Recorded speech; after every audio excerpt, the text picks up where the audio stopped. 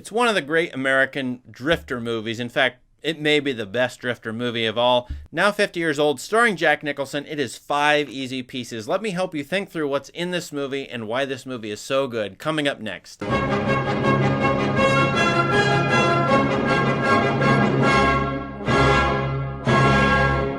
5 Easy Pieces, released in 1970, stars Jack Nicholson, directed by Bob Rafaelson, as a drifter who has gone from Washington, a rich family in Washington, to the oil fields of either Oklahoma or Texas. And you don't know that at the beginning of the movie. This movie shows you pieces of the characters little by little as you go through the movie, and you'll learn more about them, and every time you guess something about them, you'll get a new vision of them with new information. I really love the character studies in this movie, particularly of Bob, the main character, and of his girlfriend, Rayette. We learn over the course of this movie that Bob has a classical music background. In fact, there's a wonderful movie scene, one of the best movie scenes I think ever, of a traffic jam on an interstate. I've been there, done that. And he gets out, he's very frustrated. He finds a clunky old piano on the back of a truck. He gets up there and starts playing it. And then the truck drives away with him playing a classical piece on it. That gives us new information about this character, but while being quirky and interesting, setting up the themes, even setting up the ending for us. That's what this movie is always doing, preparing us for its end. And we realize that Bob, over the course of the movie, we realize he's a drifter who has gone from the coast to the Midland. And he's discontent. He doesn't know who he wants to be. He doesn't know who he wants to be with or who he loves. He's shacking up with his girlfriend, Rayette, who wants him to marry her. She sometimes tries to bribe him into loving her, but he also is hooking up with other women, and that's what we see him do in this movie. He doesn't know who he is, and he's drifting along, both in terms of geography, in terms of class dynamics. He's part of what he calls the cracker world of the trailer parks.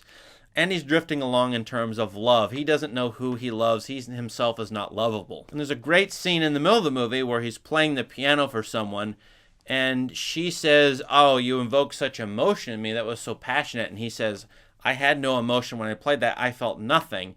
What's wrong? Nothing. It's just, I picked the easiest piece that I could think of, and I first played it when I was 8 years old, and I played it better then. Can't you understand it was the feeling I was affected by? I didn't have any. You had no inner feeling? None. And it's typical of this movie is to try to study this character who you know feels something, denies he feels something, and he's trying to shut down certain things in other characters in terms of their own emotions towards him, even love in general. And does he really get anything out of classical music? Does he hate it? He learned it when he was a kid.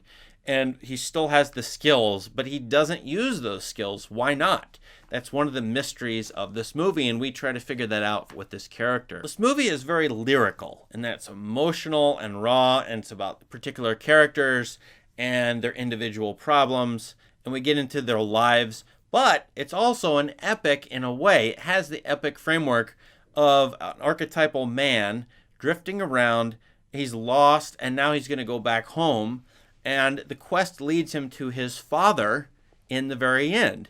And then later on, as Odysseus does in the Odyssey, he goes back home, but he's prophesied, Odysseus is, to go back out. And that's what Bob does. He goes home and then he goes out. Why? He's the classic American drifter. And this sort of meeting with his father, spoiler alert, is very interesting because he should meet up with him as Odysseus meets up with Laertes, have a nice reunion. They love each other. The father and the son reconcile. That can't happen, though, in this movie. Why? The father's had a stroke and is catatonic. The father communicates a little bit, and you try to read into what the father's saying to Bob.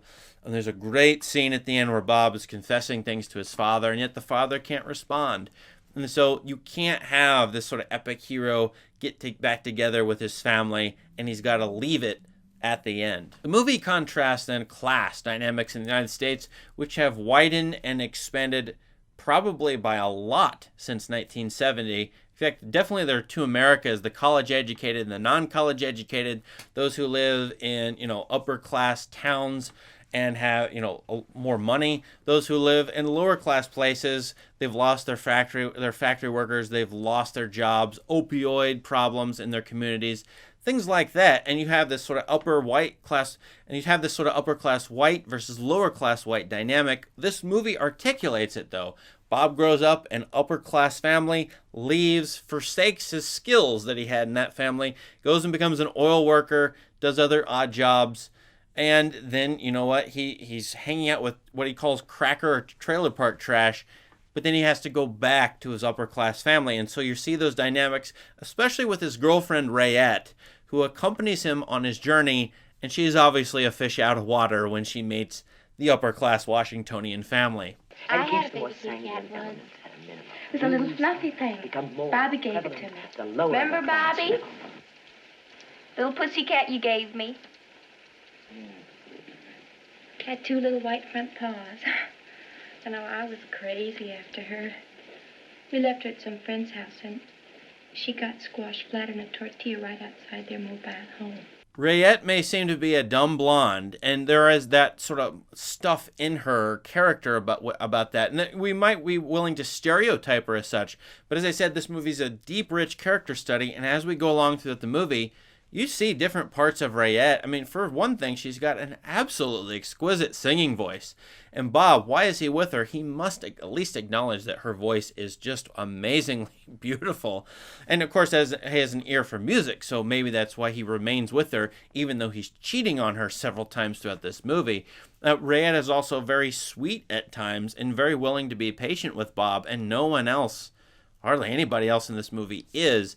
So we see him at the beginning in the house, and then we hear Tammy Wynette's song, Stand By Your Man, with the line, sometimes it's hard to be a woman, playing while the Jack Nicholson character's on screen. This movie may be as much about Rayette's troubles with Bob, and yet her, unquenching love for him and duty to him, as much as it is about Bob's discontentment as a drifter and his own internal problems. The classic problems of American, especially male drifters, are they don't have an identity, they're seeking it, but they never can find it. And one would think, well, this man was born rich or fairly well off, he had good schooling, why would he forsake that? But you have to remember, pretty much everyone has the same problem no matter where they were born. It's the question of, who am I? Do I want to remain this person or not? And being discontent with the answers to those questions, given that culture and society force people to have identities early in life, and then we wrestle with those. And in the case of Bob, he's forsaking those in this movie. So I think most of us should be able to identify with Bob, no matter race or class or gender or religion, because his problems are our problems. This discontentment, this wanting to go and find ourselves. But we know that's never going to happen. That's in this movie. And hopefully we find someone who's decent to us like Rayette is. The movie's title, 5 Easy Pieces, is about the music and the pieces played 5 times. There's more than 5 pieces of music, I think, in this movie. But the pieces metaphor is really interesting. As I said, as we go through this movie, we find little pieces of Bob, also little pieces of Rayette, that we add to our overall puzzle as to who Bob is. We want a picture of him. We want a picture of Rayette as well, but we don't have enough pieces by the end to really see the whole picture, so we have to keep guessing at who they are, even though we know them a little bit better. That's how it is. When we meet people and get to know them, it sometimes takes months, years, decades to know something important about somebody, and once we have that piece, we see them wholly anew. That's what the method of this movie is. I just love how this character study is done. And the pieces metaphor is twofold, right? It's puzzle pieces, as I indicated, but it's pieces of music. And maybe we can see Bob through the music he plays. Well, he'll deny that. He'll tell us no, but there it is anyway. This movie is so gorgeous to look at. There's so many great shots. That's why I called it lyrical. It's visually lyrical. And Bob Rafaelson did an amazing job here. I mean, there's so many great shots that makes it more of a movie, or as much as a movie as it is a short story, or complex or dense short story. So I really appreciate all of the vistas and the visuals where we see Bob as part of nature, Bob within his family, Bob, being discontent or out of sorts, Bob with Rayette. There's so many great visuals here. I'm showing them to you on screen, and they're worth analyzing in terms of the characters and themes that they bring up. A movie like this is kind of a miracle because there's so many ways it can go wrong. In fact, there's been thousands, tens of thousands of movies made like this that try to do what this movie does. A character study, no clear plot, describe the drifter and his girlfriend. Without the clear plot, there's a lot of risk being taken by the artist in this case. This is an example where I think it really succeeds. This movie being 50 years old, I still identify with it. I think I could show it in class and students would identify with it. So for all those reasons, I think this is just a great movie. Probably just about anybody would appreciate. What else did you see in this movie? What do you think about this video? Please leave us some comments below. And thank you for subscribing. Please do. Check out the rest of the channel for more great content like this. Thanks and have a great day.